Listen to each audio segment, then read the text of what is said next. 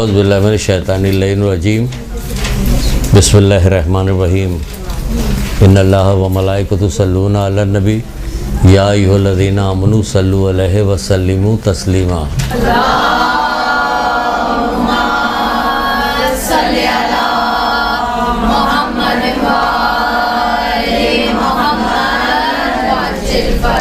बिस्मिल्लाहिर्रहमानिर्रहीम। इय्याका नअबुदु व इय्याका नस्तईन। दुरूद पढ़िए मोहम्मद आले मोहम्मद।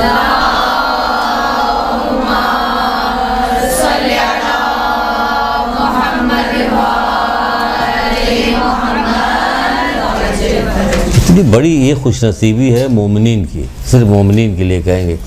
जब मजलिसें होती हैं उसमें भी सब एक साथ बैठकर दुरूद पढ़ते हैं। जब वहाँ बढ़वाया था, यहाँ भी जब आती है तो एक साथ बैठकर दुरूद पढ़ती है। क्या कोई हदीस भी याद आ रही है कि जो फरिश्ता कासिर है इस बात से कि हम मजबूर हैं? याद आ रही ना?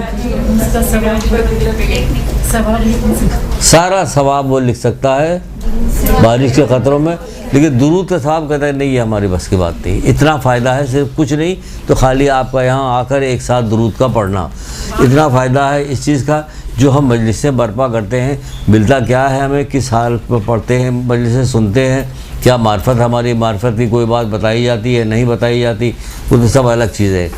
यहाँ लेकिन जब आती हैं, जो बच्चियाँ यहाँ पे आती हैं, वो कुछ ना कुछ ऐसी चीज़ें ज़रूर सीख जाती हैं। जो मजलिसों में जाती हैं तो वो कुछ ना कुछ बताती ज़रूर है, क्योंकि 1,24,000 अम्बिया का दीन बचाया है किसने? इमाम हुसैन इस्लाम ने कुर्बानी दे के। तो दीन की तो बात कोई कम तो है नहीं, तो वो दीन की बातें भी तो बताई जाएँ। तो आप इंशाअल्लाह जाइएगा, जो हमारी यहाँ के बच्चे हैं जो मजलिसें पढ़ती हैं, जो जाती, वो बताती भी हैं।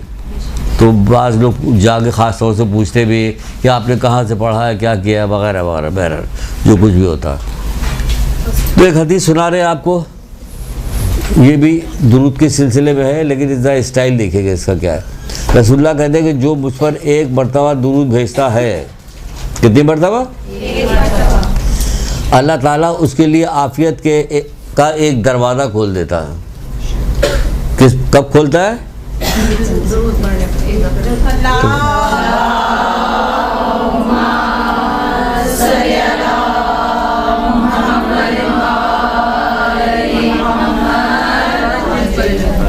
अब आम आदमी से बयान किया जाए तो क्या आफियत का एक दरवाज़ा खोल देता है? क्या इससे क्या फ़ायदा? आफियत के दरवाजे से क्या मुराद है ना? क्या कहेगा अगर आपसे कहा जाए आफियत का दरवाज़ा खोल देता है, ज़रा बयान कीजिए, क्या बताएं? हमें आफियत ही नहीं समझ में आ रही कि आफियत क्या, तो उसको खोलना पड़ेगा। ये कितनी बड़ी, वालेकुम सलाम, क्या समझ में आएगा आफियत क्या? हम आपको जो ये जो दुरूद निकाला है, ये हमने बिहारुल अनवार की रवायत है ये, और जो मीज़ान हिकमत की 8वीं जिल्द में आफियत के बाब में रखी हुई है। यानी आफियत के बाब में एक दुरूद भी उन्होंने शामिल किया कि ये दुरूद भी है जो आफियत का एक दरवाज़ा खोलता है। अब एक दरवाज़ा खोलने से क्या मुराद? अगर अल्लाह आपको तौफीक दे मोहम्मद आले मोहम्मद के सदक़े में कि आप सहीफ़े कामला ख़रीदिए, खामोशी ताली हो गई, डर गए सबको, वाकई ना ख़रीदना पड़ जाए। ख़रीदिए, हर शिया के घर में सहीफ़े कामला होनी चाहिए, और कोशिश कीजिए कि आपके मुतल्लक़ीन जो हैं, जो आपके ज़ेर असर हैं, उनसे कहिए कि पढ़ें इसको, क्योंकि दुनिया भी इससे मिलती है, आखिरत भी मिलती है, अखलाक़ियात भी अच्छे होते हैं। दुआ मांगने का तरीक़ा भी हमें आता है, हम खुद से नहीं मांग सकते वो दुआएं जो वो सिखा रहे होते हैं। औलाद के हक़ की दुआ पढ़िए, मिसाल के तौर पर ऐसे ही कि औलाद के हक़ की दुआ पढ़िए, तो आप कहिए कि मैं औलाद के लिए क्या मांगूँ, तो उसके अंदर 1.5 पेज पे, 2 पेज के ऊपर दुआ है, 2 क्या मांगते रहें?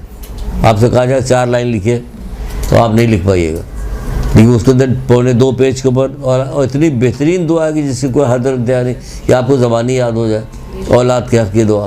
और ख़ास तौर से वो औरतें जो हामला होती हैं, ये ज़रूर जिक्र करेंगी, जो हामला होती हैं वो ये खाए वो खाए, हमारा ज़रूर आता है। इसलिए आता है कि कभी भूले भटके नहीं जिक्र किया जाता, किसी हवाले से इसका तस्करा माशरे में नहीं आता। तो वो ये दुआ पढ़े, जब तक 9 महीने तक दुआ पढ़ती रहे तो क्या होगा? अल्लाह ताला सुनेगा नहीं, क्योंकि पेटी में बच्चे को लिखा जाता है कि फरिश्ता आता है, पूछता है परवरदिगार क्या लिखो, बदबख्त नेकोकार लिखो या बदबख्त लिखो या खुशनसीब लिखो, क्या लिखो? तो वो अल्लाह ताला जो कहता। अब वो लिखने से पहले आपने सहीफ़े कामला की इस दुआ से उसका हाथ पकड़ लिया कौकार ने लिखो, नेकोकार परहेजगार रोशन दिल हक नविश फर्मा बरदार, तेरे दोस्तों को दोस्त तेरे दुश्मनों को दुश्मन बदका करार दे आमीन। तो ये लिखा जा रहा, इनके ज़रिए से मुझे ये दे ये दे ये दे, इनके ज़रिए तो बेशुमार चीज़ें उसके अंदर है, मुझे ज़बानी याद है। तो ये क्या है, ये इस तरह से है कि देखिए हाथ पकड़ लिया आपने, फरिश्ते से कहा लिखो, क्या चीज़ लिखा, कि जो मेरे मौला सईद सज्जाद ने जो कहा है वो लिखो।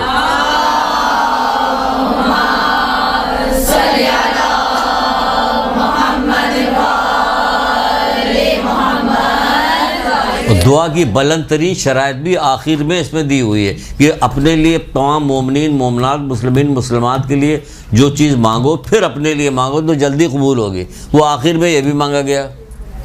दुआ ख़त्म हो जाए, देखिए कैसी कंप्लीट दुआ है, थोड़ी सी है, आप मुश्किल से 4 मिनट में ख़त्म कर लीजिएगा। 4 मिनट में अपने लड़के की तकदीर ऐसी नहीं बना सकते जिस तरह दुआ से बना लीजिएगा। आम दिनों में पढ़ सकते हैं, हम आम दिनों में पढ़ते रहते हैं, अभी भी पढ़ते हैं। तो ये क्या हुआ कि अब उसके अंदर से हम ये अभी वो कहाँ से आ गई बात इस तरह से आ गई कि जो दुरूद पढ़ा है आफियत वाला, तो उसके अंदर एक दुआ है आफियत की दुआ, दुआए आफियत उसमें है, दुआए आफियत है। दुआए आफियत में मुफ्ती जाफर साहब ने जब उसकी तशरीह नीचे लिखी है तो उसमें एक हदीस लिखी, वो हदीस है रसूल खुदा सल्लल्लाहु अलैहि वसल्लम।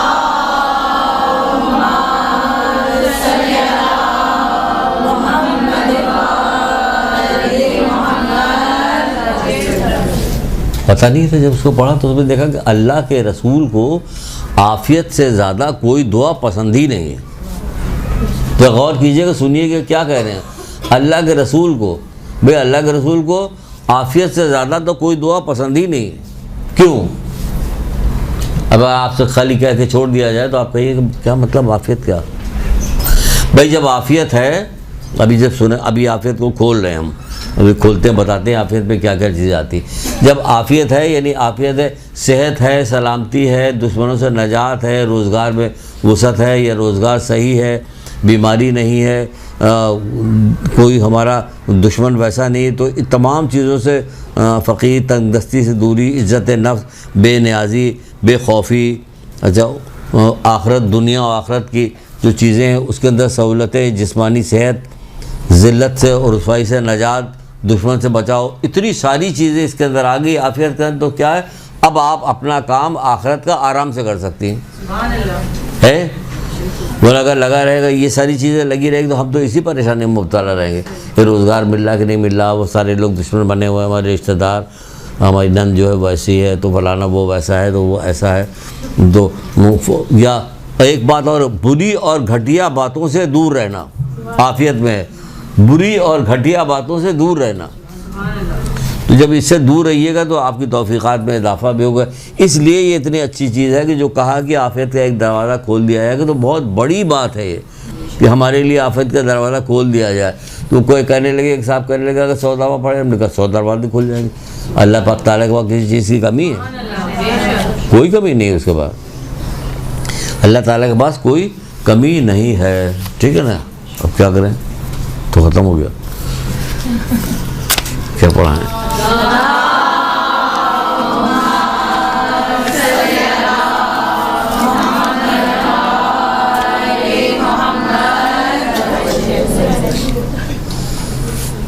अच्छा जनाब, अब आपको हम बता रहे हैं कि एक रोज़ रसूलुल्लाह अपने असहाब के दरमियान बैठे हुए थे और गुफ्तगू कर रहे थे। गुफ्तगू के दरमियान उन्होंने बताया कि क़यामत के रोज़ खौफ होगा, पता है सबको, खौफ होगा और क्या होगा, दहशत होगी, ये भी मालूम होगा क़यामत के दिन खौफ होगा, दहशत होगी, हसरत होगी और निदामत होगी।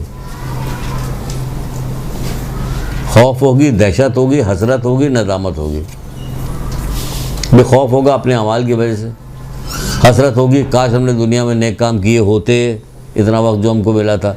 निदामत इसलिए होगी कि हमें इतने अच्छे अइम्मा ताहीरीन दिए गए थे, इतने अच्छे रहबर दिए गए थे, इतने अच्छे रहबरों पर ईमान ले आते, इसके बावजूद हमने कुछ नहीं किया, गुनाह में मुब्तला रहे, मुसलसल गुनाह करते रहे, यहाँ तक कि आखिरी वक्त आ गया, बीमार पड़ गए तो मजबूर हो गए, कराने लगे, वरना पूरी ज़िंदगी जब सेहतियाब थे तो काम नहीं किया, उतने शौक़, उतनी वलवले से काम नहीं किया, जितने शौक़ व वलवले से दुनिया का दूसरा काम हम सेहत के आलम में किया करते थे। तो क्या होगा? खौफ होगा, दहशत होगी, हसरत होगी, नदामत होगी, यहाँ तक कि हर शख्स अपने ही पसीने में कान की लौ तक डूबा होगा। सुनो मेरे बच्चों, जो कहा जा रहा है वो सही कहा जा रहा है। किस किताब से लिया? शेख सदूक की किताब है जामुल अखबार। शेख सदूक की किताब है जामुल अखबार, वहाँ से ली गई, कोई छोटी सी किताब से नहीं ली गई है, ना कोई ऐसी कोई चीज़ है। तो ये है कि क्या खौफ होगी, दहशत होगी, हसरत होगी, नदामत होगी, यहाँ तक कि लोग अपने ही पसीने में अपनी कान के लौ तक डूबे होंगे। मुमकिन है दुनिया के अंदर? हम समझ भी नहीं सकते। हमारा पसीना बहेगा तो बह के इधर उधर हो जाएगा, वहाँ नहीं होगा, आपके पास ही रहेगा। 70 ऊँट उसको पिएंगे, वो कब ना होगा? 70 ऊँट उसको पिएंगे, वो कब ना होगा? अब कोई सवाल पैदा हो रहा? उस ज़माने के लोगों में मुझे एक चीज़ बड़ी अच्छी लगती थी कि दिक्कत होगी, लेकिन अल्लाह में तौफीक हो सकता है कि जब कोई चीज़ समझ में नहीं आती तो फ़ौरन पूछते थे। अब इसमें क्या चीज़ समझ में नहीं आ रही और क्या चीज़ पूछने की, देखिए जो पूछने वाले ने पूछा तो क्या पूछा, वरना हम बहुत कुछ पूछते। ये कैसे मुमकिन है कि हम कान के लौ तक डूबे रहेंगे, पसीना वहीं का वहीं रहेगा, सब तो मुँह पिएंगे फिर भी कम नहीं होगा, ये कैसे मुमकिन है? ये सब पूछेंगे ना। आजकल के लोग बुकरात हो गए, बहुत काबिल हो गए, लेकिन उस वक्त क्या पूछा? अल्लाह के रसूल उससे बचने की क्या सबील है? सुभान अल्लाह, सुभान अल्लाह, क्या अच्छी बात पूछी। अब कान की लौ तक डूबा हो, 70 ऊँट पिए न पिए, क्या हो गया? इससे बचने की क्या सबील है? कैसे बचा जाए इससे? अल्लाह के रसूल से बचने की क्या सबील है? तो रसूलुल्लाह नजात कैसे दिलाई जाए? क्या किया? तो आपने कहा, आपने फरमाया कि अपना जानू जो है उलमा के सामने बैठ के तय करो, मतलब इल्म हासिल करो, इल्म हासिल करो। बचने का तरीक़ा कि इल्म हासिल करो। जो हासिल करेगा तो फिर साथ ही साथ एक और हदीस भी दी गई रसूलुल्लाह सल्लल्लाहु अलैहि वसल्लम की,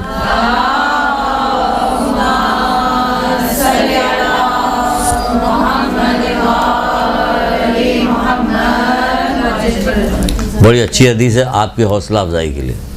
अच्छी हदीस है आपके हौसला अफजाई के लिए। क्या आपके हौसला अफजाई के लिए क्या हदीस? कहते हैं जो शख्स इल्म को दोस्त रखेगा जन्नत उस पर वाजिब होगी। जो शख्स इल्म को दोस्त रखेगा जन्नत उस पर वाजिब होगी। अब कैसे पता चलेगा कि दोस्त रख रही है? दोस्त के पास तो हर बार आते जाते रहते हैं ना, साथ साथ रहता है, हमारे चलना फिरना होता। क्या किताबें हमारे पास है? घर में कोई तो जगह ऐसी होगी आपकी उठने बैठने की, लेटने की, इसकी उसकी, जहाँ किताबें रखी जाए, आपकी कोई पर्सनल चीज़ हो। ये हमारा फेस पाउडर किसने उठा लिया? ये चल रहा होता, किसने उठाया? क्यों उठाया तुमने? लोशन तक तो लगाने नहीं दिया जाता, नहीं अपना लगाइए। तो क्या है किताब? दो सकता है। सुबह शाम मर्जी इलाही में बसर करता, वो खाली दोस्त नहीं रहता, सुबह शाम मर्जी इलाही में बसर करता, क्योंकि जो इल्म को दोस्त रखेगा वो उससे मुस्तफीज़ भी होगा, ऐसे नहीं होगा। उस वक्त तक दुनिया से न जाएगा। अल्लाहु अकबर। अब सुनिए जो बात सुनाने की, उस वक्त तक दुनिया से न जाएगा जब तक कि हौज़े कौसर का पानी न पी ले।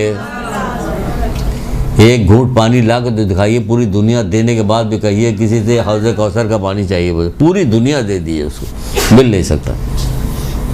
पूरी दुनिया दे दिया तो मिल नहीं सकता। वो कहा जा रहा हौज़े कौसर का पानी ना मिले, जन्नत का फल ना खा ले, जन्नत का फल भी मिलेगा उसे खाने को, हशरातुल अर्ज़ उसके बदन को ना खाएंगे। सब कितनी प्यारी बात है, हशरातुल अर्ज़ उसके बदन को ना खाएंगे। किसको? तालिब इल्मों को। आपके बदन को हशरातुल अर्ज़ नहीं खाएंगे। एक दुआ भी है ताक़ीबात नमाज में, उसको मैं पढ़ता हूँ, उसके साथ साथ या बारियों करके भी एक जुमला 7 दफ़ा वो भी पढ़ता हूँ। अल्लाह मैं तुझसे मौत के व राहत का सवाल करता हूँ, बाद मौत के बख्शिश का, हिसाब का, माफ़ी का। तब से हमारे दिमाग में ये बात आई कि मरना तो है, कितना इसको इधर उधर दिमाग करेंगे, मरेंगे तो जब मरेंगे तो उसके लिए तैयारी भी करो। तो क्या तैयारी करो? तो यही करते हैं, इस दुआ को 3 दफ़ा पढ़ते हैं हर नमाज में। अल्लाह मैं तुझसे मौत के बाद, जब भी कभी डरता हूँ मैं, किसी बात से डर लग रहा होता, दिल जोर से धड़क रहा होता, तबीयत ख़राब होती, तो फ़ौरन ये दुआ पढ़ने लगते हैं। मौत के बाद राहत का सवाल करता हूँ, बाद मौत के बख्शिश का, हिसाब का, माफ़ी का, क्योंकि आनी तो है।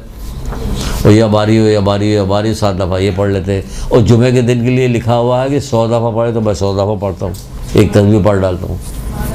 तो आप हम लोगों को क्यों बता रहे कि शायद किसी को तौफीक मिल जाए, वो भी पढ़ ले तो उसका भी सवाब मुझे मिलेगा, जिन आलिम ने लिखा है उनको मिलेगा, जहाँ से आ रही है। और सबसे आखिर में कहाँ जाएगा? रसूलुल्लाह के पास पहुँच जाएगा, आइमा तारीन की बात से होता हुआ।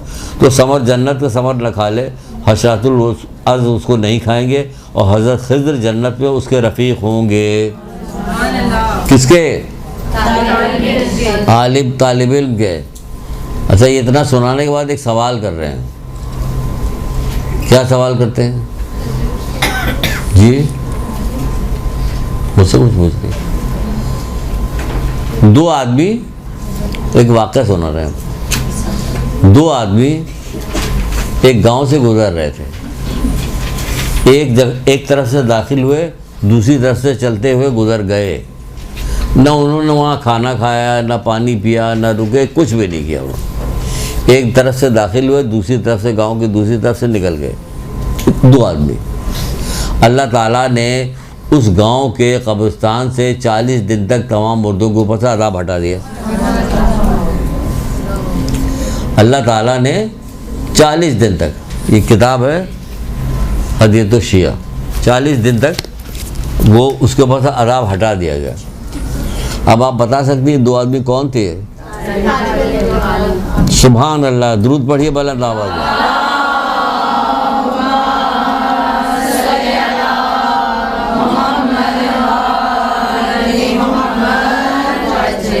खस्ता हाल होंगे बेचारे, पैदल चलते चले ना, उनके पास सवारी कुछ। बाद लोग बड़ी शाहाना तरीके से जा रहे होंगे, बहुत वडेरे जा रहे होंगे, हुक्मरान जा रहे होंगे। तो भैया जो कब्र में लोगों को दुआ के परवरदिगार जल्दी से निकल जाए, तो अज़ाब बढ़ गया इनके जाने से। इन लोगों के जाने से अज़ाब बढ़ गया, उनके जाने से अज़ाब 40 दिन तक मौत ख़त्म हो गया, इनके जाने से अज़ाब बढ़ गया। हाँ, यही होगा ना, या अज़ाब ज़्यादा हो रहा है ये लोग जब गुजर रहे हैं। तो ये कौन लोग हैं? कहें ये आलिम और तालिब इल्म हैं। इतनी फजीलत आलिम और तालिब इल्म की है कि जब जहाँ से गुजर जाए वहाँ से मुर्दों तक को सवाब दिलवा देता है। कौन? आलिम और तालिब इल्म। आप लोग माशाअल्लाह। अच्छा, मज़े की बात तो ये है कि अगर आप गौर कीजिए तो आइमा तारीन ने यही चाहा था कि तमाम मोमिनीन जो हम पर ईमान लाए हैं, ला इलाहा इल्लल्लाह मोहम्मद रसूलुल्लाह अली वलीउल्लाह कहने वाले हैं, ये सब के सब ऐसे ही हों। तभी तो कहा कि माँ की गोद से कब्र तक इल्म हासिल करो।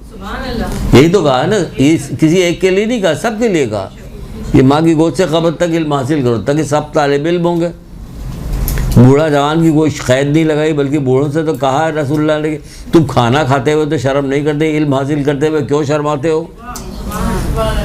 कह रहे ना, तुम खाना खाते हुए तो नहीं शर्माते हो, मसनूई दांत भी लगवा लेते हो, सब कुछ करते हो, खूब ग्राइंड करके चीज़ दी जाती है, लेकिन खाते ज़रूर। तो भाई इल्म भी हासिल करो, इल्म भी हासिल करो। तुमको बड़ाई चाहते हैं तुम्हारी, तुमको ये नहीं चाहते तुम कब्र में जाओ तो परेशान हो, कब्र में जाओ तो बाकी लोग को सहूलत मिल जाए तुम्हारे जाने की वजह से, ठीक है ना। अच्छा, एक कितनी अच्छी रवायत रसूल खुदा सल्लल्लाहु अलैहि वसल्लम की है।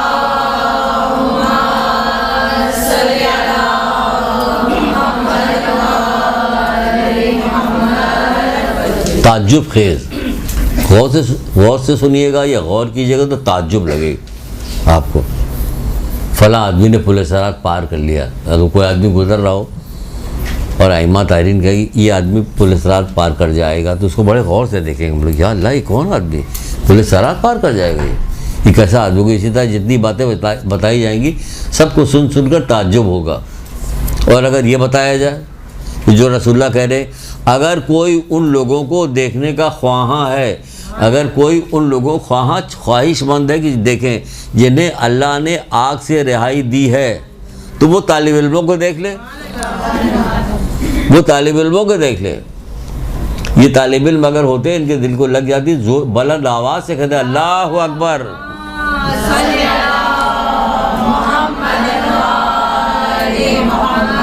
ये अल्लाह हमसे इतनी मोहब्बत करता है कि वो कह रहे कि अगर कोई शख्स आग से रिहाई, अल्लाह ताला से आग से रिहाई जिसको दी है उसको देखना चाहता, क्या करे? तालिब इल्म को देखो तो ये आग से रिहा हो गया, और फरिश्ते गवाही देते कि हाँ ये आग से रिहा, इस पे आग नहीं आई। किस पे? तालिब इल्म में। क्या हाल इल्म हासिल कर रहा? फिर वो तो कुरान का भी इल्म हासिल करता है जो मोहम्मद आले मोहम्मद का मानने वाला है, वो हदीसों को भी देखता है जो उनको मानने वाला है, तो दोनों चीज़ों को देखने वाला। अगर नहीं देखने वाला तो फिर क्या होगा? थुकाई शुरू हो जाएगी। मना भी करते हैं, तंबी भी किया। आइमा रानी ने प्यार मोहब्बत से भी कहा है, ज़्यादातर प्यार मोहब्बत से कहा है, और कहीं कहीं तंबी भी की है, क्योंकि वो ये नहीं चाहते कि उनका मानने वाला जहन्नुम में जाए। वो ये नहीं चाहते कि उनका मानने वाले को कोई तकलीफ़ हो। दुनिया की तकलीफ़ तो परवाह नहीं, तो उनको खुद ही तकलीफ़ की परवाह नहीं। तो तुम्हारे इमाम की तो ये हालत है, जैसा कि मौला मुश्किल कुशा कहते नहीं है, तुम्हारे इमाम की तो ये हालत है कि उसने एक फटी पुरानी चादर 2 रोटियों पे इत्तेफाक कर लिया। मैं मानता हूँ कि तुम ये नहीं कर सकते, ये भी करें, मैं मानता हूँ कि तुम ये नहीं कर सकते, मगर इतना तो करो, सही और कोशिश और परहेजगारी के ज़रिए से हमारी मदद करो। मानते हैं, नारे लगाते हैं, जो कुछ कहिए कहा जाए कि आओ, कितने लोग ऊपर से छलांग लगा देंगे मौला का नाम लेके, बेशुमार लोग आ जाएंगे। लेकिन आप यकीन जानिए, पिछली क्लास में जो जोर दे के बताया था, तो उसको शायद कुछ लतीफ़े के तौर पे या किसी तौर पे ले लिया गया होगा, है वो हकीकत। अगर अपनी जान देने को कहा जाए, छत पे जाके नीचे कूद जाओ, मौला का नाम लेके, मौला अब्बास का नाम लेके कूद जाओ, हज़रत अली अकबर की मोहब्बत में कूद जाओ, मौला हुसैन की मोहब्बत में कूद जाओ, अली के, तो कूद जाएंगे। ऐसे लोग हैं, कूद जाएंगे। जो लेके नश्तरपास से लेकर खारदर तक अलम लेके, बड़ा अलम लेके जाते हैं, मामूली बात नहीं है, बहुत बड़ी बात है। यहाँ से लेके वहाँ तक जाते हैं, थोड़ी सी धूप होती है, बारिश होती है, सर्दी होती है, लोग रुक जाते हैं। वो लोग जाते हैं बस चूमा चाटा चले आए। ये लोग कौन है? बड़े लोग हैं, बहुत दूर तक लेके आते हैं। लेकिन अगर इनसे जो शैतान इनको बहका रहा, किस चीज़ में? उसमें नहीं बहका रहा, इल्म हासिल करने में बहकाता, रोकता। जब इल्म की बात आती तो वहाँ रोक लेता, जब कोई इस्लाह की बात आती तो वहाँ रोक लेता, रोकता, कोशिश करता, दिल में वसवसे डालता और नहीं जाने देता, नहीं करने देता। तो आपको पिछली दफ़ा बताया नहीं कि शैतान बहुत सारे ऐसे काम करता जिससे बहुत ज़्यादा बिगाड़ पैदा होती है, बहुत बिगाड़ पैदा। जैसे ये इल्म, जैसे उसने कहा था कि तुमने क्या किया कि मैंने 2 तालिब इल्म जा रहे थे इल्म दीन हासिल कर, मैंने उन्हें रोक दिया, उनको ये खेल कूद कर, तुम सबसे बेहतर हो, मेरे करीब आओ, क्योंकि सबसे बड़ा बिगाड़ पैदा होने वाला था। शैतान आखिरी ज़माने में क्या था, शैतान अपना तख्त पानी में डाल देगा, उसके कारिंदे इधर उधर फैल जाएंगे, चले जाएंगे। उसके बाद जब शाम होगी, शाम का वक्त होगा, तो सब आएंगे, सबसे पूछे तुमने क्या किया, तो वो बताएंगे मैंने ये किया, मैंने ये किया, मैंने ये किया, मैंने ये किया। सुनिएगा, गौर से सुनिएगा, अल्लाह से हाथ उठा के गिड़गिड़ा के दुआ कीजिएगा, अगर किसी ख़ानदान में कहीं जानने वाले में कोई ऐसी चीज़ हो रही हो, तो एक आएगा कि तुमने क्या किया, कर हम उस वक्त तक तो उन दोनों के दरमियान से ना हटे जब तक उनको जुदा न कर लिया, यानी मियाँ बीवी में जुदा ही न डाल दी, उस वक्त तक नहीं हटे, तलाक दिलवा दिया। इतनी ख़राब तरीन चीज़ है, अल्लाह को नापसंदीदा चीज़ है तलाक, जो अल्लाह की नापसंदीदा चीज़ है। और आजकल तलाक इस कदर ज़्यादा हो रहे हैं जिसकी वजह से क्या है, पूरे पूरे ख़ानदान तबाह हो जाते हैं, लड़कियाँ तबाह हो जाती है, बेराह रवी होती है, ये होता होता बहुत सारे खराबियाँ पैदा होती। यूरोप की नकल में, यूरोप की नकल में सब हो रहा है। ज़िंदगी के क्या लुत्फ़ लेना है, कितने दिन की ज़िंदगी है, हर खुशी के बाद एक गम लगा हुआ, बगौल हज़रत ज़हरा सलामुल्लाह अलैह के।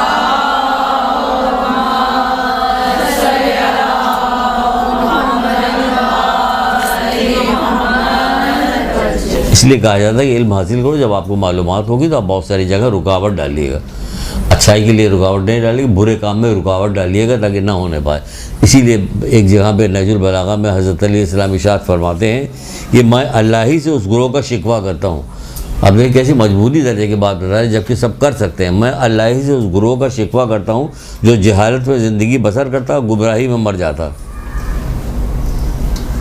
जहालत में ज़िंदगी बसर करता, गुमराही में मर जाता। क्या वजह है इल्म ना हासिल करने का, किताब पढ़ने का क्या वजह है? छठे इमाम जाफर सादिक अलैहिस्सलाम से किसी ने पूछा,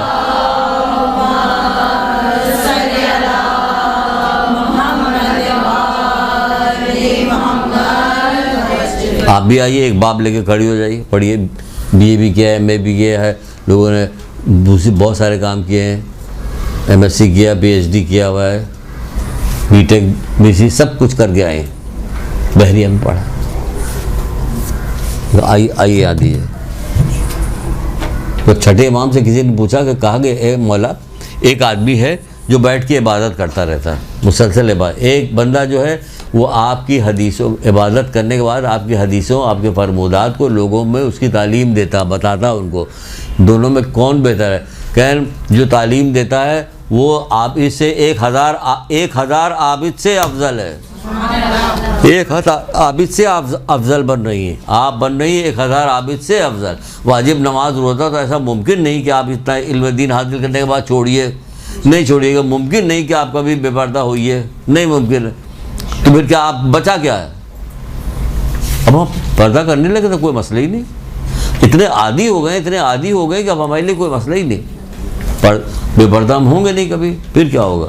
नमाज रोज़ा छोड़ेंगे नहीं, उसमें क्या अब हमें लज्जत भी आने लगी, नमाज़ पढ़ने में लज्जत भी आने लगी। अच्छा वक्त का इंतज़ार करते हैं कि जल्दी से वक्त हो जाए, लोग बैठे घर में बातें कर रहे होते, लेकिन आपका दिल यही चाहता है कि टाइम हो गया, पढ़ लो, दिल नहीं लग रहा, इनसे बात करने में, बैठने में यहाँ दिल नहीं लग रहा।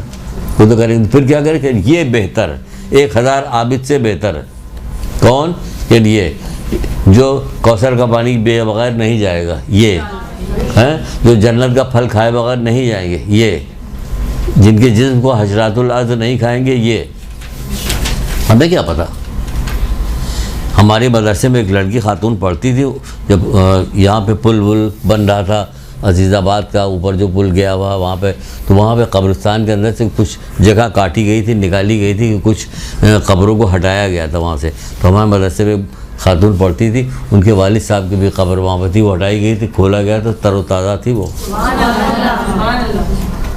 देखिए क्या करते, सखी थे बहुत, सखावत बहुत क्या करते हैं। सखी, सखी किसके करीब है? पूरी सुना दो। अल्लाह के करीब है, बंदों के करीब है, बंदों को भी तो करीब है। सखावत अल्लाह में को लीजिए, अल्लाह में पैसा बंदों को दीजिएगा ना, सखावत बंदों के लिए। अल्लाह के करीब है, बंदों के करीब है, जन्नत के करीब है, दोज़ख से दूर है। सखी अल्लाह के करीब है, बंदों के करीब है, जन्नत के करीब है, दोज़ख से दूर है। रसूलुल्लाह की हदीस है, कितनी खूबसूरती के साथ बयान किया। हदीस का अपना एक हुस्न भी है, खाली शायरी का हुस्न थोड़ी है, हदीस का भी हुस्न है। हदीस भी हसीन चीज़ होती, लोग खाली शायरी याद किया करते हैं। और बखील क्या है? अल्लाह से दूर है, बंदों से दूर है, जन्नत से दूर है, दोज़ख के करीब है। इतनी बुरी चीज़ है ये बुखल, इतनी बुरी चीज़। तो क्या कहते हैं? मैं खुदा ही से उस गुरोह का शिकवा करता हूँ जो जहालत में ज़िंदगी बसर करता है, गुमराही में मर जाता है। जो जहालत में ज़िंदगी बसर करता है और गुमराही में मर जाता है, मैं उससे शिकवा करता हूँ। मौला मुश्किल कुशा कहते हैं, क्या कहते हैं?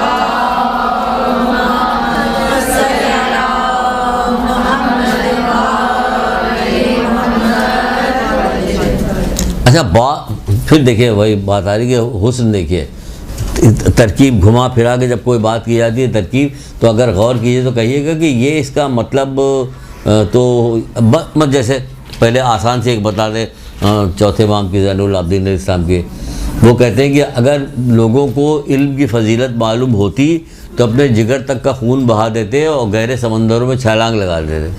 तो आप पूछेंगे क्या कीमत है? बता तो दिया, इसी में तो है कीमत। ये इतनी कीमती चीज़ है कि अपने जिगर तक का खून बहा दो, गहरे समंदरों में छलांग लगा दो। बता भी दिया, इसी में बता भी दिया, बता ही लग रहा है जैसे हम नहीं बताया, बता दिया इसके अंदर। उसी तरह मौला भी एक कहते हैं कि काश मैं जानता कि इल्म से हाथ धोने वाले ने क्या पाया। क्या वो नहीं जानते? जानते हैं, लेकिन इसकी पावर बढ़ाने के लिए उसको इस अंदाज में कहा, काश मैं जानता कि जिसने इल्म से हाथ धोए, जिसने इल्म हासिल नहीं किया उसने क्या पाया, बल्कि जिसने इल्म हासिल किया उसने क्या खोया।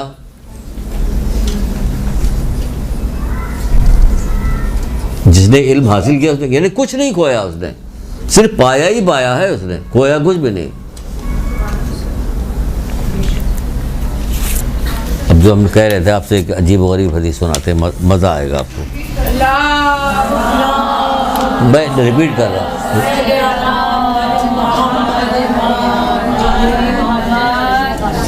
फरमाते हैं कि काश मैं जानता कि इल्म से हाथ धोने वाले ने क्या पाया, यानी कि जिसने इल्म हासिल नहीं किया, इल्म से हाथ धोने वाले ने क्या पाया। फिर फरमाते हैं बल्कि जिसने इल्म हासिल कर लिया उसने क्या खोया, कुछ भी नहीं खोया उसने। सवाल कर रहे हैं आप, क्या सवाल कर रहे हैं? मौला लोग आपसे पूछते हैं, आपने तो बता दिया, इसी के अंदर बता भी दिया आपने कि कुछ नहीं खोया, सब कुछ पा लिया। फिर कहना क्या आपसे? एक और मज़ेदार हदीस जी, जी जी जी, चौथे इमाम, चौथे इमाम वाली भी रिपीट कर दें।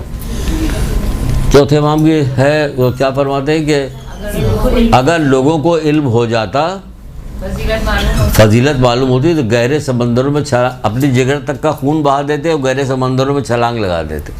अपने जिगर तक का खून बहा देते और गहरे समंदरों में छलांग लगा देते। दो आदमी मस्जिद में दाखिल हुए, समझे आप, दोनों ने नमाजें पढ़ी। जब बाहर निकले तो रसूलुल्लाह क्या कह रहे हैं, एक की नमाज का वजन कोहे ओहद के बराबर है और दूसरे के नमाज का वजन जर्रे के बराबर भी नहीं। सुनिए, रोज़ाना नमाज पढ़ती है ना, सुनिए ज़रा, देखिए क्या हो रहा हमारे साथ। दो आदमी मस्जिद में दाखिल हुए, दोनों ने नमाज़ पढ़ी। जब बाहर निकले तो एक आदमी के नमाज का वज़न कोहे ओहद के बराबर था और दूसरे आदमी की नमाज का वज़न जो था वो राई के ज़र्रे के बराबर भी नहीं था, या राई के ज़र्रे के बराबर था। तो पूछने वाले ने पूछा कि अल्लाह के रसूल ऐसा क्यों है? तो आपने फरमाया, अब ऐसा क्यों वो सुन लीजिए। आपने फरमाया ऐसा उस वक्त होता है जब दोनों में से एक महरमात इलाही से ज़्यादा परहेज़ करता है। ये उस वक्त होता है जब एक शख्स महरमात इलाही से ज़्यादा परहेज़ करता है और कार खैर की तरफ जल्दी करता है, में ज़्यादा दिलचस्पी लेता है, कार खैर में ज़्यादा दिलचस्पी लेता है, जबकि उसके दूसरे मुस्तहबात वगैरह कम होते हैं। कार खैर की तरफ जल्दी करता है और अल्लाह की हराम करदा चीज़ों से बचाता है अपने आप को, अल्लाह की हराम करदा चीज़ों से बचाता है। जो लोग अल्लाह की हराम करदा चीज़ों से नहीं बचाते उनके कौन होते हैं? अभी सुनिएगा, इसको भी मिला देते हैं कि उसकी क्या मजम्मत की है। आप अपनी नमाज़ें देखिए, घर में नमाज़ें देखिए, लोगों की नमाज़ें देखिए, क्या काम नहीं हो रहा होता है। वो जो 7 हिजाब पिछली दफ़ा हमने बताया तो उसमें पहली ही चीज़ बताई गई थी, क्या? गीबत। पहली चीज़ बताई गई थी। क्या इतने लोग बैठे हुए सब मिल के रोक सकते हैं कि गीबत रोक दें? कौन कहेगा? नहीं, हमारे ज़ाकिर ऐसे ऐसे मौजूद हैं, अगर वाकई उनको ठान ले कि मुझे ये करना, तो वो इनके अंदाज़ ज़िक्र इस तरह का, अंदाज़ बयान इस तरह के, लोग मजलिस के फर्श पे कसमें खा के उठे कि मैं गीबत नहीं करूँगी, नहीं करूँगा। तवज्जो नहीं, तो आप तवज्जो दिलाइए जहाँ तक हो सके कि हमारी क्या हैसियत। बाद जगह पे इसी किताब में हज़रत शिया में भी एक जगह लिखा मेंढक को न मारो। अब क्यों भाई मेंढक को न मारो, क्या हो गया? जब हज़रत इब्राहिम आग में डाले जा रहे थे तो मेंढक मुंह में पानी लेके जा रहा था आग बुझाने के लिए। मेंढक के मुंह में कितना पानी आता, कितना बुझाएगा, लेकिन अपनी हैसियत के मुताबिक क्या मदद करने जा रहा था ना जी। कितने मेंढक तो थे, जाना तो वहाँ के करीब पहुँचने से पहले ही जल के मर गए थे। ऊपर से परिंदे जो गुजर रहे थे वो जल के मर रहे थे, गिर रहे थे, इतनी आग थी वो। ये मेंढक जा रहे थे बचाने के लिए जा रहे थे। इनकी क्या हैसियत थी? कोई हैसियत नहीं थी। क्या पानी होगा, लेकिन क्या इनकी नीयत का सवाब, नीयत की वजह से इनकी नीयत थी कि हम जा रहे हैं बुझाने के लिए, तो बुझाने के लिए। तो आप अपना काम कीजिए कि आप हमें तो इल्म हासिल कर लिया तो हम कोशिश करेंगे रोकें, फ़ौरन ही न रोकिए, जाते ही रोकने लेकिन कितने दिन हुआ गए? 5 दिन। ये 5 दिन में फ़ौरन शुरू हो गई तुम काम। धीरे धीरे धीरे धीरे उठिए, जाइए, हटिए, देखिए। मौला क्या कहते हैं इस मुकाम पे, ये सबके लिए, हमारे आपके तमाम के तमाम माशरे के लिए और ख़ुसूस तौर पर अल्लाह वालों के लिए ज़्यादा है। क्या कहते हैं? जाहिल बदबख्त, जाहिल भी कहा, बदबख्त भी कहा। जाहिल बदबख्त के अलावा कोई दूसरा अल्लाह की नाफरमानी नहीं कर सकता। जाहिल बदबख्त के अलावा कोई दूसरा अल्लाह की नाफरमानी नहीं कर सकता। अब देखिए वाज़ेह है, सामने बड़ा बड़ा बोर्ड लिखा दिया है, जाके आप जाइए निशान लगाइए कि हमने मान लिया इसको, हम नहीं करते। कोई एक आदमी मुश्किल ही से मिलेगा जो कहेगा हम नहीं करते। इतने आदी हो गए गुनाह के लोग। तो कहते नहीं, नहजुल बलागा में पढ़िए, नहजुल बलागा में पढ़िए, ये गुनाह के असबाब, गुनाह करने के असबाब जो है आम हो गए हैं। जिधर चाहे वो आँख उठा के देख लो, मौला यही करे, मजबूत कर दिए। गुनाह फैलाने का असबाब मजबूत कर दिए गए। सबसे मजबूत तो टीवी चल रहा है आजकल, और उसके बाद ये चल रहा है, हर वक्त दिए रहते वट्टा चो। अच्छा जिन औरतों को नहीं आता, देहाती टाइप की जो होती हैं घर में भी, वो उनको नहीं आता, वो खाली सुन लेती, कर लेती, बस वो वही अच्छी है। मैंने हर वक्त यही होता देखा जा रहा था।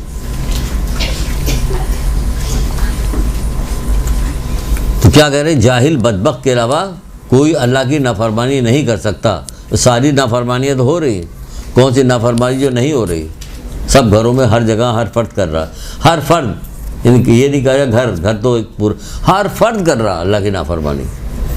कोई जालिम है, कोई गालियाँ बकता है, कोई जुल्म करता है, कोई अदल इंसाफ नहीं करता। अदल इंसाफ का जो अपने लिए पसंद करते हो, वही मेरी बेटी कुछ और है, मेरी बेटी के लिए कुछ और है, दूसरे की बेटी बहू के लिए कुछ और है, मेरी बेटी के लिए कुछ और है, फला के लिए कुछ और है। इनकी हर चीज़ बिल्कुल बदली हुई। ऐसा आखिरी ज़माना आ गया कि नहजुल फसा की जो रवायत रसूल खुदा सल्लल्लाहु अलैहि वसल्लम के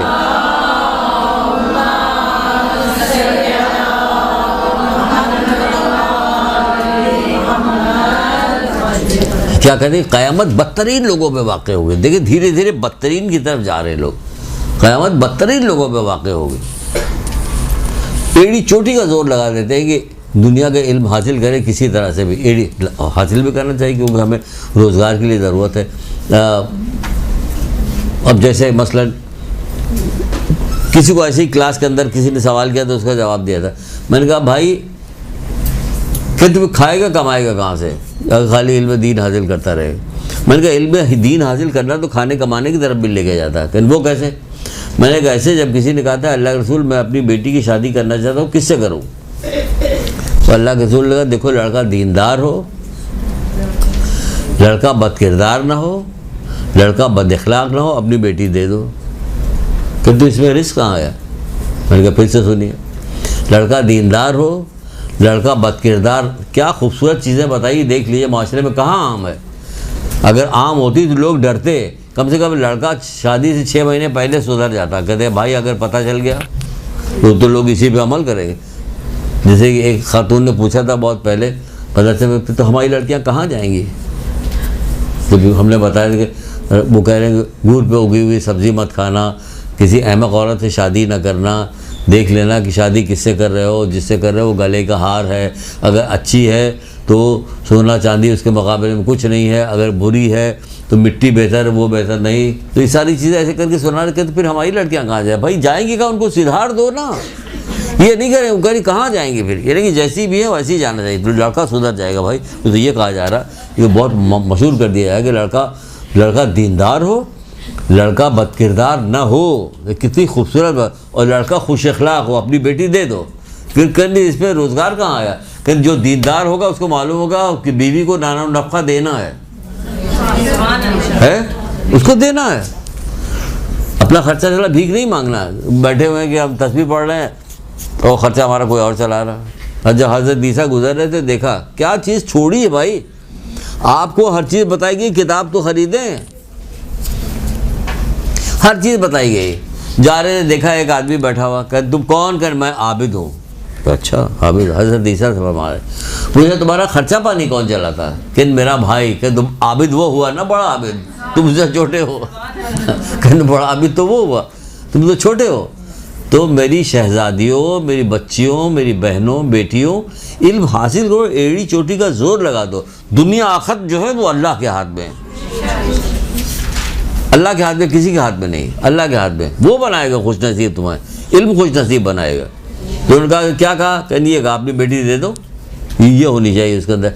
हम भी कह रहे हैं देखिए बेल बॉटम चलेगा वो आप पहनने लगी, बगैर किसी की सिफारिश के। ये कपड़ा चलेगा वो पहनने लगी, छोटी कभी नीचे तक जाएगी तो नीचे तक पहनेगी, ऊपर तक जाएगी तो ऊपर आ जाएगी। फ़ौरन चूड़ीदार पायजामा आएगा, चूड़ीदार पायजामा आ जाएगा। ये आएगा तो वो फ्लैपर आएगा तो फ्लैपर, जो चीज़ जैसे माशरे पर सवारी, कोई आपसे कुछ नहीं कर। ये आइमा ताजी अल्लाह, उसका रसूल, 1,24,000 अम्बिया, 75 पाक, सारे के सारे जोर दे रहे हो और हमारे कहाँ पर जो भी नहीं रोकती। देखो कितना शैतान जो है रोक रहा, किस कदर अड़ंगा लगाया जो जान ही नहीं था और किसी चीज़ की तरफ नहीं रोकता। कितने कपड़े तो वहाँ पर मुहर्रम के मौजूद हैं, अब क्यों बनाया जा रहा? ये कहीं कोई सब्जेक्ट नहीं बनेगा जो कोई इस तरह की बातें आपसे करे। तो आप अपने सब्जेक्ट वाइज बात करके चलेंगे, वो तो यहाँ पे आ रहे हैं, इन तमाम चीज़ों में निकल रहा कि कितनी खुशामद की जाए, कितना कहा जाए कि इल्म दीन हासिल करो। ये बंटवा देंगे, वो बंटवा देंगे, ये कर देंगे, वो कर देंगे। दूध में छोड़िए, वहाँ पे बहुत चले जाए तो किसी दूसरी तरफ बात न चली जाए,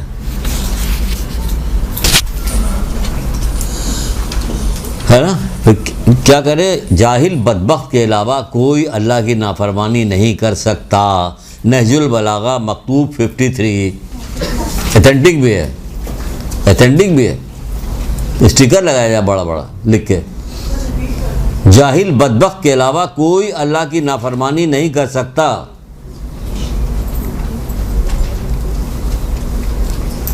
नहजुल बलागा मकतूब जो है 53। फिर कहते हैं एक जगह पे कि आलिम वो है जो अपनी कदर को जानता है। आलिम वो है, सुनिएगा दूसरी लाइन हमारे आपके लिए, आलिम वो है जो अपनी कदर को जानता है और इंसान की जहालत के लिए इतना काफ़ी है कि वो अपनी कदर को न पहचाने। इंसान की जहालत के लिए इतना काफ़ी है कि वो अपनी कदर को न पहचाने। क्या आप मोमिना हैं? मोमिन है, पहचानती है, मोमिन की कदर को जानती है, मोमिन की सिफात बता सकती है। इंसान की जहालत के लिए इतना काफ़ी है कि वो अपनी कदर को न जाने। जी किसने फरमाया? ये किसने फरमाया? ये हज़रत अली अलैहिस्सलाम फरमा रहे हैं।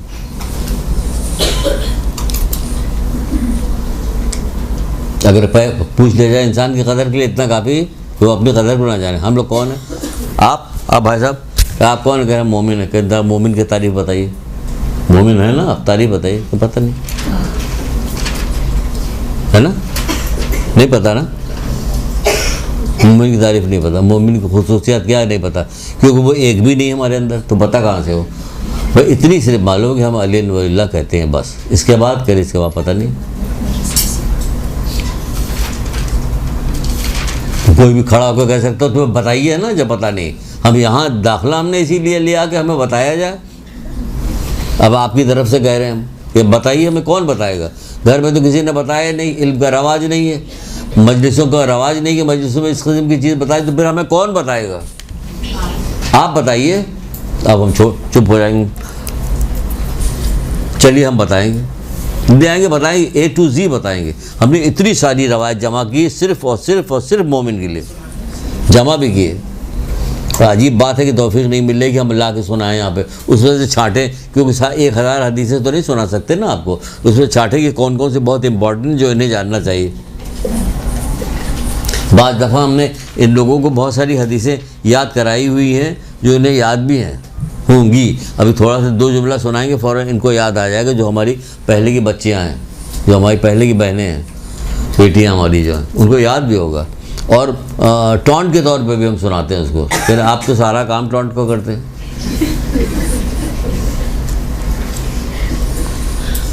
शायद तो हमने पिछली दफ़ा सुनाई भी थी, पिछले उसमें, कि अल्लाह के रसूल ने खाने काबा की तरफ देखा और देखने के बाद कहा, याद आई, ए अल्लाह के घर, ए खाने काबा, क्या कहना तेरी अजमत का। ठीक है ना? अगर आप देखिए तो कहिए कि ये एक हदीस में सब कुछ मौजूद है, कुछ भी बचा नहीं जो ना हो। लेकिन मोमिन से ज़्यादा तेरी इज्जत नहीं है। खाने काबा को देखते रहेंगे, शौक़ से देखते रहेंगे, दुआ मांगते रहेंगे, चूमते रहेंगे, चाटते रहेंगे, ये करते रहेंगे, वो करते रहेंगे। और मोमिन को क्या करेंगे? आगे से लात, पीछे से लात, ऊपर से नीचे से, है ना? उसकी ग़ीबत हम करेंगे, उसकी दुश्मनी हम करेंगे, उसको नुकसान हम पहुँचाएँगे। पता चल जाए कि उसकी बेटी की शादी होने वाली तो हम जाके छुड़वा देंगे, सारे ऐप बताएंगे उसके, ये है ये लोग छुपा रहे होते, हो जाने के बाद भी कोशिश करते कि बताए तो लड़ाइयाँ हो रही होती। ऐन वक्त के ऊपर ये भी बताएंगे, ऐन वक्त के ऊपर कि जिस दिन, जैसे आज जैसे कि उनका निकाह होने वाला है, एक साहब बता रहे थे कि आज निकाह होने वाला है, तो लड़की वालों ने फ़ोन करके कह दिया कि हम शादी नहीं, हमने इनकार कर दिया। भाई तो सारे लोग जमा कर लिए गए, तो उसकी बड़ी बेइज्जती हो जाएगी। इनकार करे क्यों? कहा हमें फला किसी ने बताया कि बैठा लो, अभी रोने से बेहतर कि पूरी ज़िंदगी रो। किसी ने किया, किसने क्या कर लिया नहीं पता। ये हो रहा हमारे माशरे में। कौन? ए खाने काबा, क्या कहना तेरी अजमत, मोमिन से ज़्यादा तेरी अजमत नहीं। ये खाने काबा के अंदर अल्लाह नहीं, लेकिन मोमिन के दिल में अल्लाह है। दिल में कौन है? कि अल्लाह। घर, तमाम कायनात में उसने तलाश किया कौन सी जगह? घर। मोमिन का दिल जो है अल्लाह का घर है। इतनी बड़ी चीज़ है कि मोमिन का दिल अल्लाह का घर है, वो यहाँ रहता है, इसलिए इसकी वक़्त है, इसलिए इसकी इज़्ज़त है, इसलिए इसका मुकाम है। जब मोमिन जा रहा होगा पुलिस सरात के ऊपर से गुजर रहा होगा, कैसे कहूँ कि किसको यकीन पैदा हो जाए, लोग अमल करें। गुजर रहा होगा तो जहन्नुम के शोले के जल्दी से गुजर जाओ, तुम्हारे देखने से मेरी आग ठंडी हो रही है।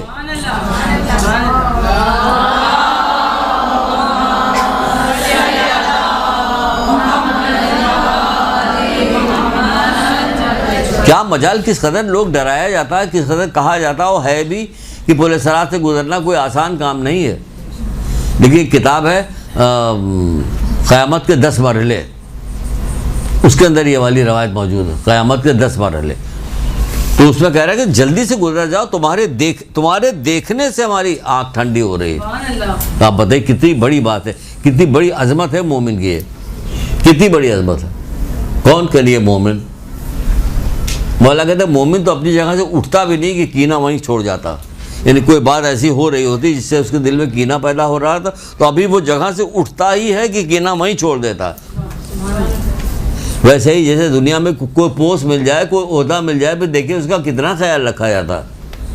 जब सुनाएंगे तो हम हर तरह की टॉन्टबाजी करेंगे। कोई पोस्ट या कोई ओहदा मिल जाता है तो क्या करता आदमी?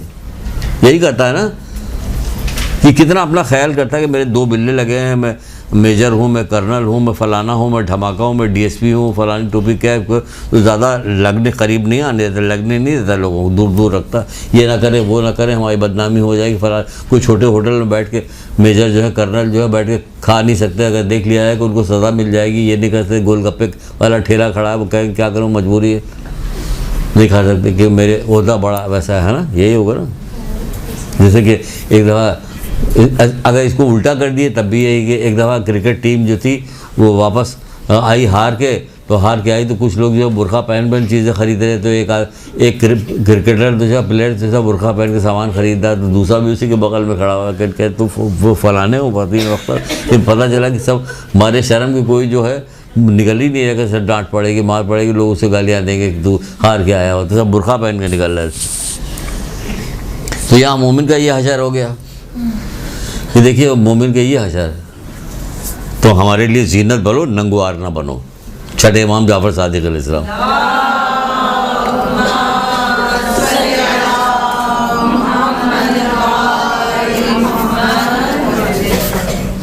घड़ी नहीं कि हम उसी हिसाब से देना शुरू करें 10। ये देखिए अभी आधे घंटे रह गए, कितनी चीज़ें बतानी। मौला मुश्किल कुशा इरशाद फरमाते हैं, अब ये डरा भी रहे हैं।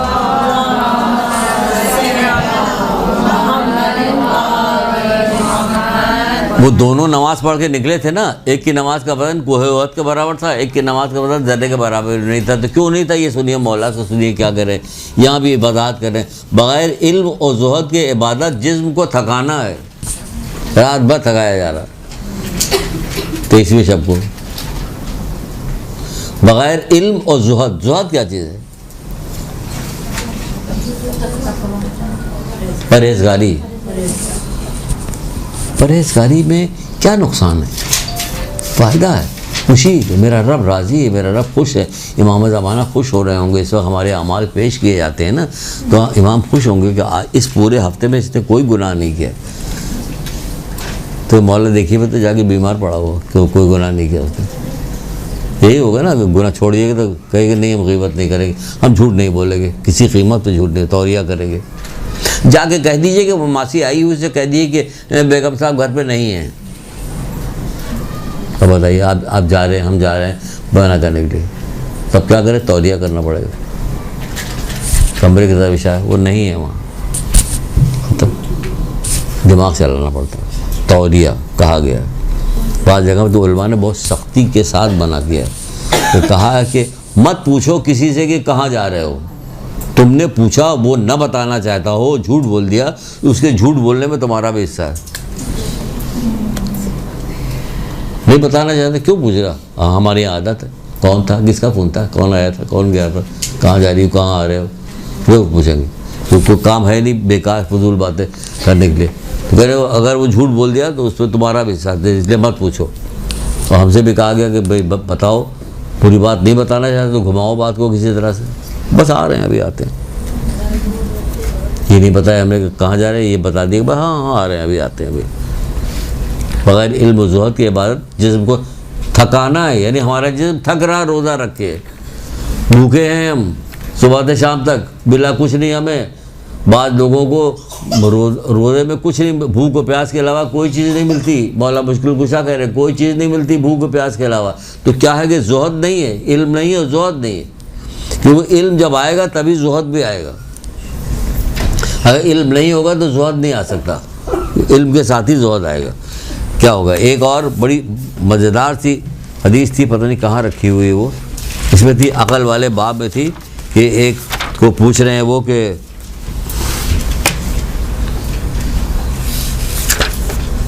अकल वाले बाब में है, अब बताइए अकल वाले बाब में इल्म का क्या काम है। काम कि बाज़ लोगों को कहा जाता है कि बाज़ लोगों के पास क्या है, इल्म है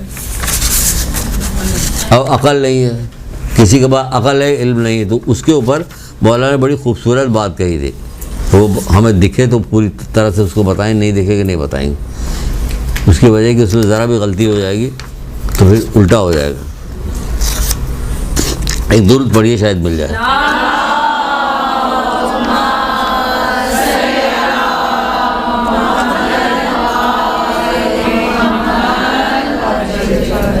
आप किसी से कह के देखिए, किसी आबिद से मस्जिद में जाता हो नमाज़ पढ़ने के, घर में अम्मा नमाज़ पढ़ रही, दादी नमाज़ पढ़ रही हो, आप कहिए कुछ पढ़िए भी, इल्म की फजीलत जो है ये आपकी इबादत की फजीलत ज़्यादा, नहीं मानेगा, बुरा भला कहे, डांट देगा, बदतमीज़ी कर रही है हमसे। अब वो कह रहे हैं क्या कह रहे हैं, ये अबादत इल्म की फजीलत, इबादत की फजीलत ज़्यादा। अब जो इबादत उन्होंने बताई है आप तसव्वुर नहीं कर सकती कि ऐसी इबादत कायनात में कोई कर भी नहीं सकता, लेकिन इसके बावजूद करें, अगर इतनी भी इबादत कर ले तब भी कुछ नहीं मिलेगा। अगर कोई शख्स इस कदर नमाज़ें पढ़े कि उसकी कमर कमान की तरह खमीदा हो जाए, यानी झुक जाए नमाज़ें पढ़ पढ़ के, कौन है ऐसा, हमें तो कोई नहीं दिखा, लेकिन मिसाल दे रहे हैं कोई ऐसा हो कि कमर कमान की तरह खमीदा हो जाए। बात पुराने ज़माने में, रसूलुल्लाह के ज़माने में, उस वक्त के लोग ईमान ले आए थे, क्या लोग थे। अब हमें क्या हो गया कि ऐसे खड़े होते थे, जब किसी का इंतकाल होता तो कहा जाता था कि फलाना का इंतकाल हो गया, मर गया, तो एक बच्ची ने कहा कि अच्छा उनका इंतकाल हो, वो खड़े रहते थे रात भर ना, हम तो समझते थे कोई सुकून है इस घर का, इतनी पूरी रात खड़े रहते, सुकून समझा जाता था उनको। वो कह रहे कोई शख्स इस कदर नमाज़ें पढ़े, इस कदर कि उसकी कमर कमान की तरह खमीदा हो जाए, झुक जाए उसकी कमर, और इतने रोज़े रखे कि तीर की तरह खुश्क हो जाए। कोई रखता है? नहीं रखता। वाजिब रोज़े रखने को तैयार नहीं होते लोग।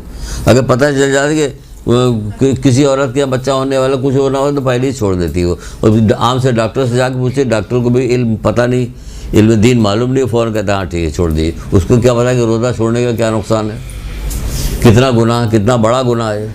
60 मिस्कीन को खाना खिलाना नामुमकिन बात है आम आदमी के लिए, या पर दर पर रोज़ा रखे, ये भी नामुमकिन में से। फिर इतना बड़ा गुनाह है कि इतना बड़ा अजाब रखा गया है। लेकिन सुनने के बाद क्यों ना ये करना ना वो करना, इसलिए मुतमईन है। मुतमईन नहीं है, सज़ा तो हो जाएगी। मरने वाले के लिए कहा जा रहा है कि जो पैसा छोड़ के गया, सबसे पहले इसकी नमाज और रोज़ा हज करवाओगा, इसने नहीं किया, ज़कात खुद दिलवा जो नहीं दिया इसने, तब दूसरा कोई काम करो, वरना तुम्हारे लिए इस घर में रहना, उसके पैसे को खर्च करना सब हराम है। कहाँ लोगों को यकीन है कि हराम है, कब्जा करके बैठ जाते हैं लोग। अगर इतना रोज़ा रखे इस कदर कि क्या करे, तीर की तरह खुश्क हो जाए, ये नमाज रोज़ा उसे कुछ फ़ायदा ना पहुँचाएगा बजुस परहेज़गारी के। अगर परहेज़गारी नहीं तो कोई फ़ायदा नहीं पहुँचाएगा। यही मौला मुश्किल कुशा ने कहा, बग़ैर इल्म व ज़ुहद की इबादत जिस्म को थकाना है। कितनी ज़रूरी चीज़ है ये इल्म।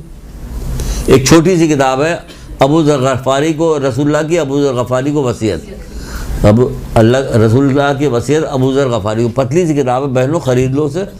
बहुत ही आला दर्जे की हदीसें उसके अंदर, आला दर्जे की हदीसें। आपके लिए भी है बहुत सारी हदीसें जिसमें बताया गया कि ये बताया गया आपके लिए क्या, आपकी बहुत सारी तारीफ़ की गई मोमिना की, जो जन्नत की औरतों की बहुत तारीफ़ की गई, वो भी आपको मज़ा आएगा सुनने में। फिर यहाँ पे मौला कुशा इरशाद फरमाते हैं, हम आगे बोलेंगे नहीं जब तक दुरूद नहीं पढ़ेगा।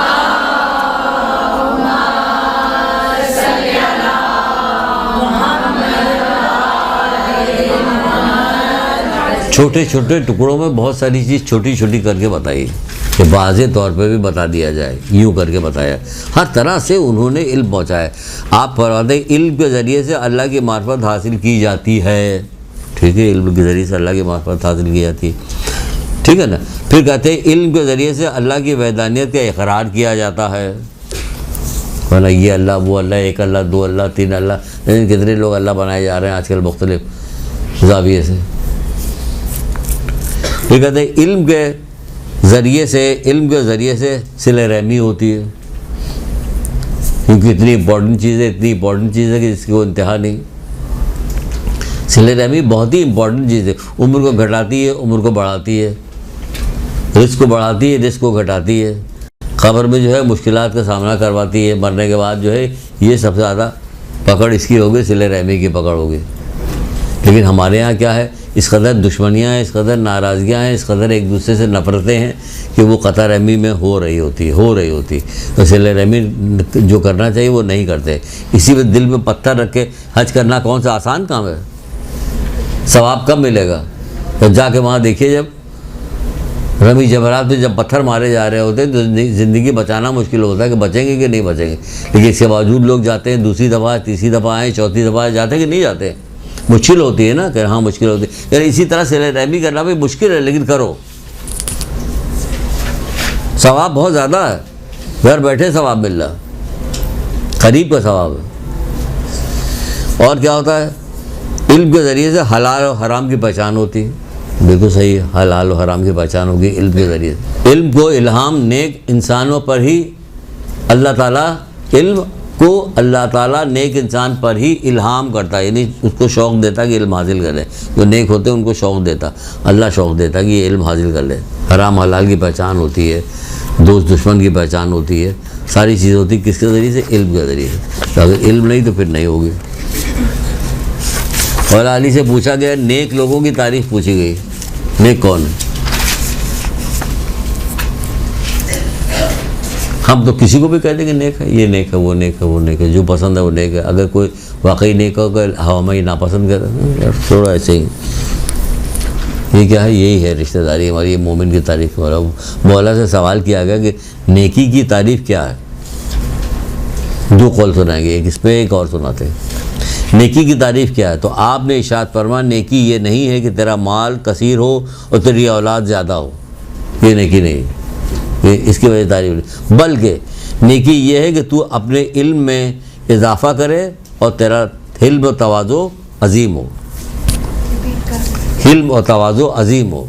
तो शुरू से रिपीट कर रहे हैं, आपने इरशाद फरमा, नेकी ये नहीं है कि तेरा माल कसीर हो और तेरी औलाद ज़्यादा हो, बल्कि नेकी ये है कि तू अपने इल्म में इजाफ़ा करे और तू तेरी बुर्दबारी अजीम हो। बुर्दबारी कहाँ रहेगी? कोई जानता भी नहीं क्या चीज़ है। तरक्की कर रहा ज़माना तरक्की कर रही, इंसानियत तनज़्ज़ुल की तरफ जा रही है। और इंसान से ज़्यादा अफजल चीज़ कोई चीज़ अल्लाह ताला ने बनाई नहीं।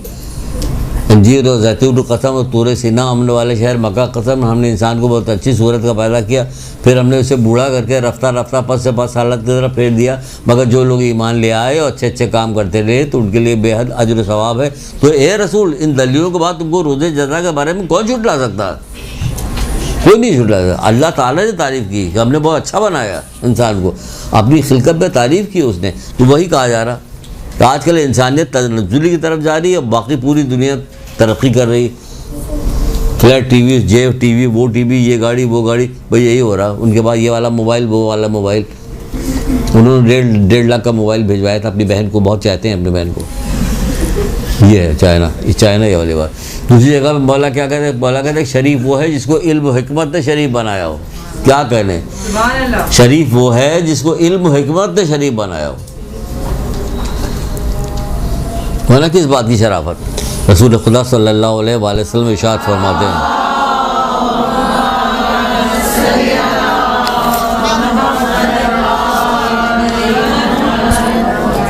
आप फरमाते हैं कि हमेशा इल्मी गुफ्तगू में मसरूफ़ रहो, हमेशा इल्मी गुफ्तगू में मसरूफ़ रहो। इसलिए कि इल्म ही के ज़रिए से हराम और हलाल की शनाख्त कर सकते हो, इसलिए कि इल्म ही के ज़रिए से हराम और हलाल की शनाख्त कर सकते हो। शरह इमाम जाफ़र सादिक़ इस्लाम एक किताब में फरमाते हैं,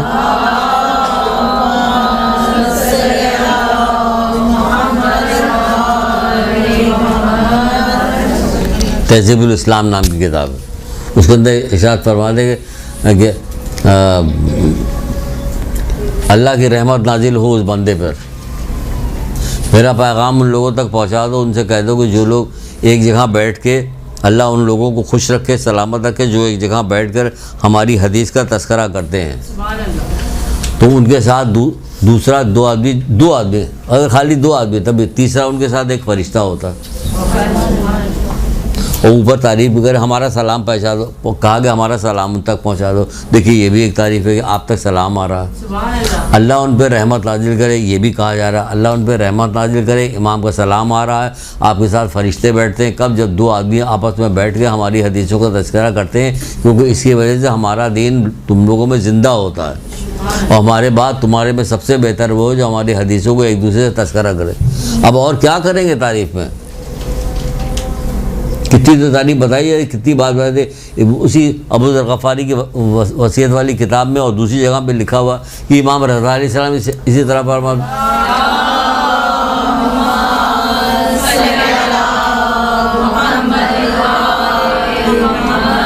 आप अल्लाह उस बंदे पर रहमत नाजिल करे, अल्लाह उस बंदे पर रहमत नाजिल करे।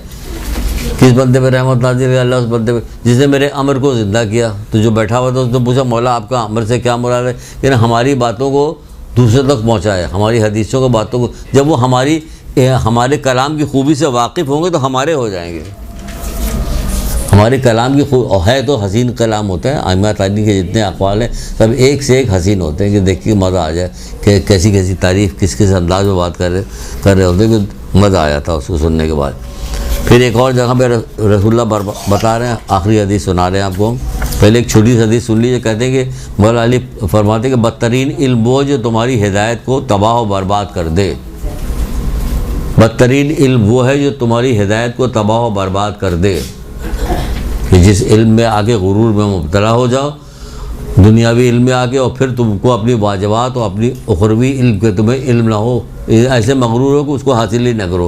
कितने लोग हैं जो PhD करके आते हैं, कितने लोग जो डॉक्टर बन जाते हैं, सिविल सर्जन बन जाते हैं, स्पेशलिस्ट बन जाते हैं, हार्ट स्पेशलिस्ट, तो फिर इतने बेचारे मसरूफ़ हो जाते हैं, बेचारा खैर उन्हें क्या कहना चाहिए, इतने मसरूफ़ हो जाते हैं वो, इतने वो हो जाते हैं और इतने मगरूर हो जाते हैं कि फिर उनको इस चीज़ की तरफ तवज्जो नहीं होती कि इसको भी हासिल करें, ये भी कुछ ज़रूरी चीज़ है। क्योंकि मरने के बाद क्या होगा?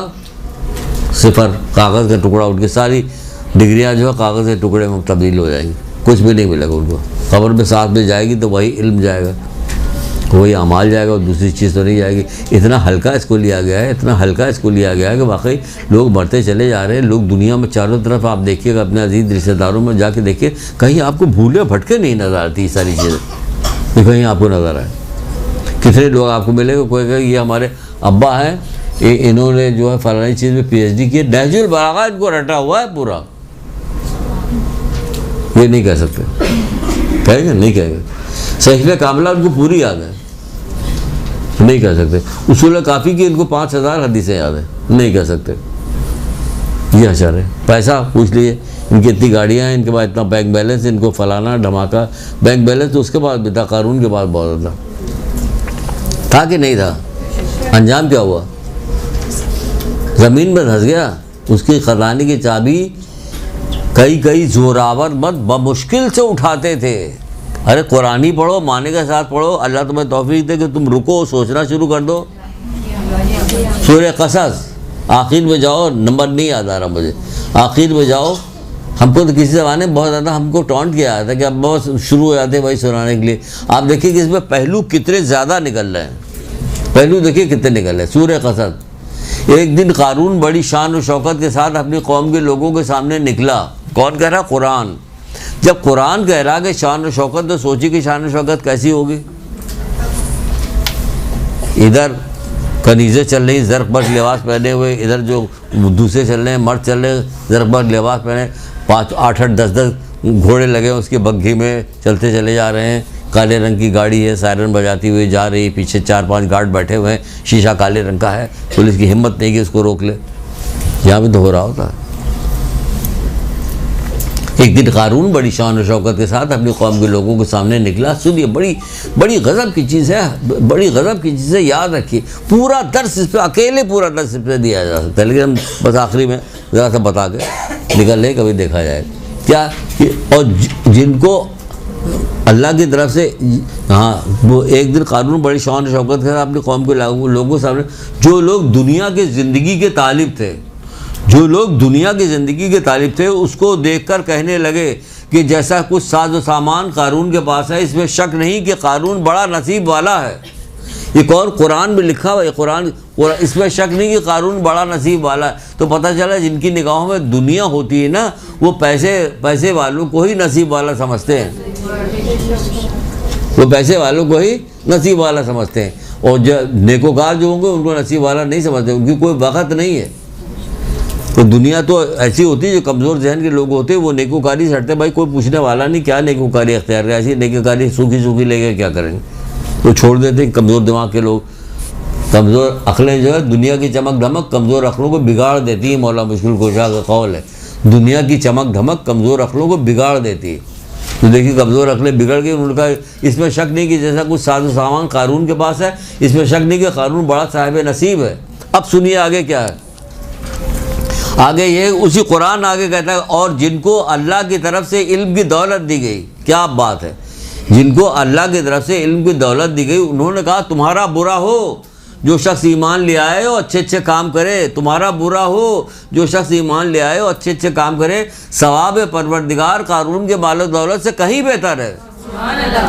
सवाब परवरदिगार कारून के मालो दौलत से कहीं बेहतर है, मगर सब्र करने वालों के सिवा ये दौलत हर एक को नहीं मिला करती। मगर सब्र करने वालों के सिवा, इतनी बुलंद तरीन चीज़ ये सब्र है, मगर सब्र करने वालों के सिवा ये दौलत हर एक को नहीं मिला करती। पांचवें इमाम मोहम्मद बाक़र इस्लाम नहीं कहते हैं,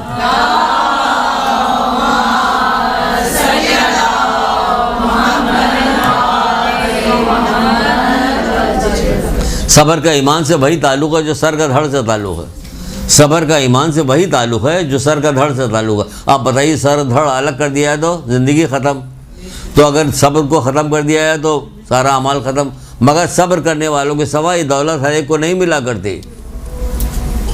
और जो लोग कल उसके जगह होने की तमन्ना करते हैं, जब कानून को धंसा दिया गया तो वो लोग कहने लगे अरे ये तो अल्लाह ही का करम है, वो चाहता तो हमें भी धंसा देता है, इसे बचा लिया उसने हमको।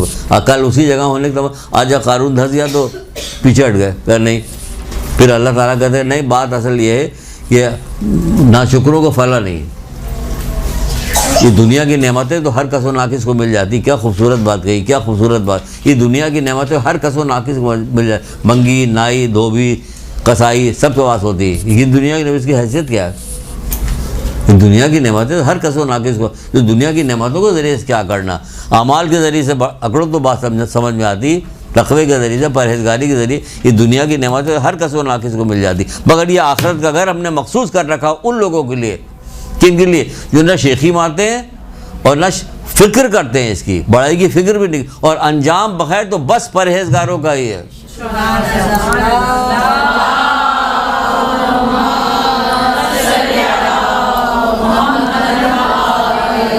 कितनी जगह पे कुरान ने कहा कि अंजाम बग़ैर परहेज़गारों का, अंजाम बग़ैर परहेज़गारों का, और परहेज़गारी से दूर हो रहे हैं। जैसे जैसे ज़माना आगे बढ़ रहा, परहेज़गारी से दूर हो रहे हैं, गुनाह के करीब जा रहे, परहेज़गारी। गुनाह को करना, जो गुनाह फैशन में आ गया, अब गुनाह रवाज में आ गया, तो इसकी वजह उसको करना जो समझा जाता मेरी बड़ाई है। हम जो है ज़माने के साथ साथ चल रहे हैं। ज़माने के साथ साथ चलने के लिए भी कुरान ने मज़म्मत की है। सूरह मुदस्सिर के अंदर जब जन्नती, आखिरी बात बता कि तो आती चली जा रही, टाइम हो गया।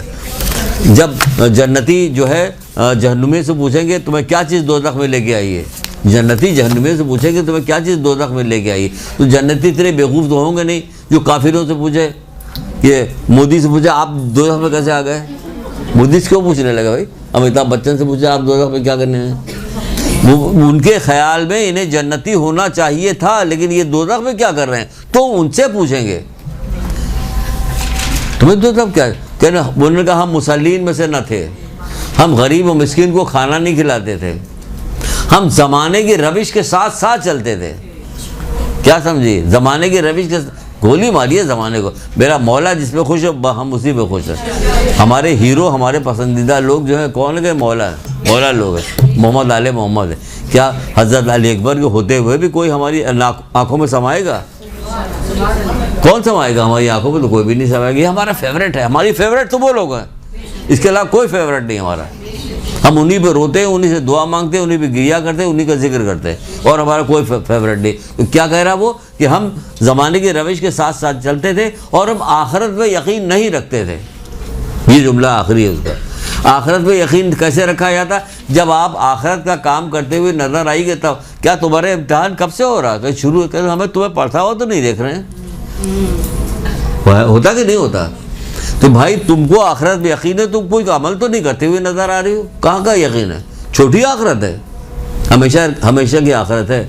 आखिरत का ही सवाब नहीं पता, आखिरत का ही वो चीज़ें नहीं पता कि जिसके लिए दिल तड़पे, हमारा दिल तड़पे। इशारा दे के तो मौला लोग जाते हैं। कभी किसी से बड़े आलिम से कहा भी कीजिएगा हमें बताइए। मौला कहते हैं कि अगर मैं तुम्हें बता दूँ, यानी जन्नत के बारे में तुम्हें बता दूँ, तुम मेरी बज़्म से भागते हुए कब्रिस्तान की तरफ चले जाओ। मौला की बज़्म से भागता हुआ कब्रिस्तान की तरफ जाएगा। इद्दत दाई नाम की किताब है, फहद हिल्ली की लिखी हुई, छोटे मोटे आलिम की लिखी हुई। मेरी बज़्म से भागते हुए कब्रिस्तान की तरफ चले जाओ, यानी हमें मौत आ जाए। मतलब ये कि मौत आ जाए हमें, जब जाके वहाँ से मुल्क हो जाए। इतनी अजीम चीज़ें, इतनी अजीम नियामतें आखिरत के लिए बताई कि अगर देख ले तो आदमी देख ही नहीं सकता। रसूलुल्लाह कह नहीं थे देख नहीं सकते, आंखें खीरा हो जाएगी। एक बाल अगर लटका दे जन्नती औरत तो ताब नहीं ला सकते, उसकी खुशबू से बेहोश हो जाओगे, गिर जाओगे। एक ज़रा सा एक बाल, यहाँ बाल बना के शैम्पू लगा के कुछ भी नहीं हो रहा, सवाए अल्लाह ताला वो कर रहे हैं, नाराज़ हो रहे हैं बेपर्दा घूमने के लिए। एक दुरूद पढ़िए मोहम्मद आले।